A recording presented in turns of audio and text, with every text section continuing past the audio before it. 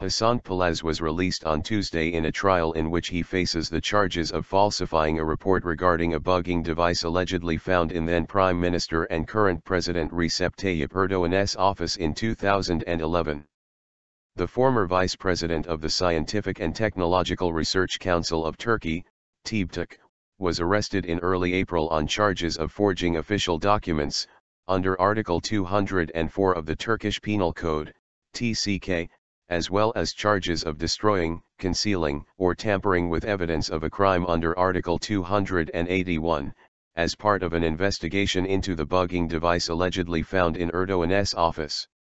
Before he went to a police station to turn himself in after an arrest warrant was issued on January 20, Palaz told the press that he was being detained because he had refused to falsify a report regarding the device allegedly found in Erdoğan's office. "Why I was involved in the investigation is very clear. They want to take revenge on me because I did not write the report as they wanted me to," Palaz said. Palaz was released from Sincan prison Tuesday evening. His bail was set at TL 100,000. Palaz: "I was punished for writing about the bug investigation in my book." In April, the former deputy chief of Turkey's top scientific institution wrote in a letter from prison that he was made a scapegoat for not bowing to the government. In his letter, titled "A Scientist's Letter from Sincan Prison," Palaz complained about an operation that existed to alter the public's perception of him, which he believes is a move reminiscent of the February 28, 1997 postmodern military coup that brought down the government.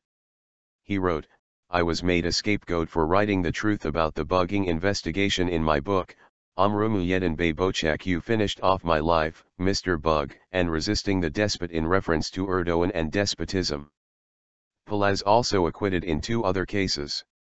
The former TÜBİTAK official was also recently acquitted in a case regarding the same bugging devices where he was charged with espionage.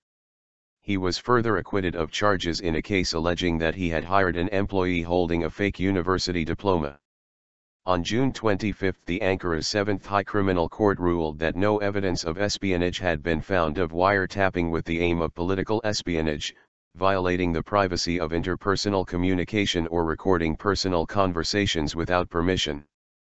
Public prosecutor Durek Seaton had sought up to 36 years imprisonment for Palaz and others, stating that conversations in Erdoğan's office were illegally monitored. The public learned about the bugging incident 11 months later, when Erdoğan publicly announced the allegation on a live TV program in December 2012, saying that bugging devices had been found in his office in his Ankara home. However, Erdoğan failed to specify when the devices were found. Security units: "The police found those devices. They were placed inside the office in my house. Such things occurred despite all measures taken to prevent them," he stated. The investigation into the bugging devices started 2.5 years ago and the prosecutor in charge of the case has been changed 3 times. No concrete evidence against the suspects has been found. The 72-page indictment in the case is based on newspaper clippings from government dailies, a report by the National Intelligence Organization, MT, a report by the Prime Ministry's Inspection Board, and the statements of a secret witness who reportedly works at a company that sells bugging devices. Inconsistency in expert reports. One of the inconsistencies in the case stemmed from the difference between the 2 expert reports. An initial report was written by Palaz, who argues that he came under pressure from the government to make changes to the date when he suspects the bug was planted in Erdoğan's office. According to Palaz, an inspector at the Prime Ministry Inspection Council, Mehmet Emin Bisa, asked him to change the date of the report, allegedly threatening him with unfortunate consequences if he refused. It turned out that Bisa was a parliamentary candidate for the Justice and Development Party, AK Party, in the 2011 elections. Palaz's report claimed that the bug was first planted on December 4 or 5 in 2011. TOBB University's Tevfik Demir, who has no documented expertise in the field of audio devices, issued the second report.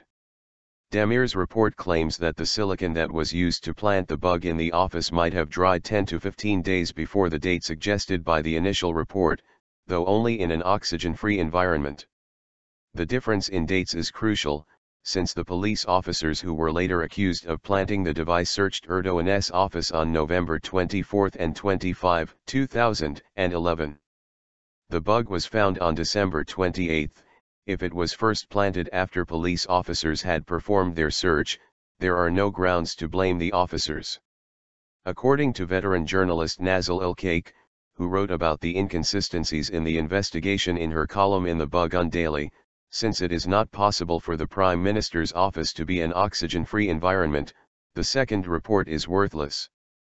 The prosecutor who wrote the indictment for the case, Durek Seaton, has been recently promoted and is now a member of the Court of Appeals.